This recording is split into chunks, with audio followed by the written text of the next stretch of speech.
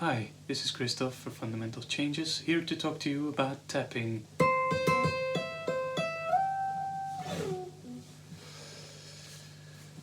Tapping enables us to include notes that would otherwise be out of reach, and this can be very useful for neo-soul.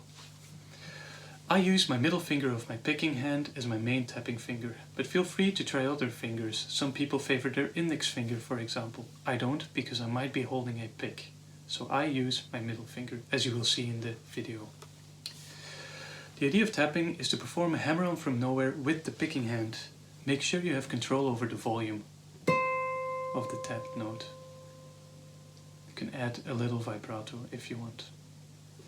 To demonstrate this, I'm going to play example 6M out of the neo-soul book. So we hold down an E major chord in the E shape on the 12th fret, and we're going to tap across the 16th fret on all strings.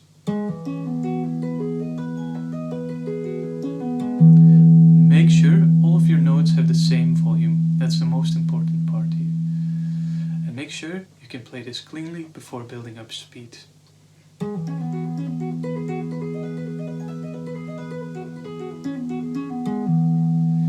Once you're comfortable doing this, experiment with other chord shapes and have fun.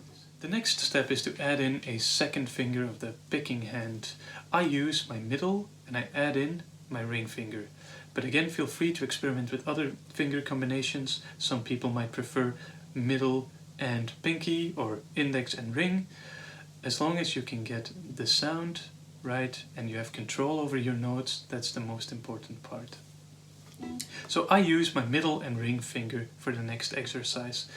That starts off the same as the previous one. So we're going to bar an E major chord on the 12th fret in the E shape. And we're going to tap across the 16th fret on all strings. Only now we're going to play two strings at once with the picking hand. So we're going to tap the E and D string simultaneously, skipping the A string, then the A and G string, skipping the D string, and so on. Sounds like this.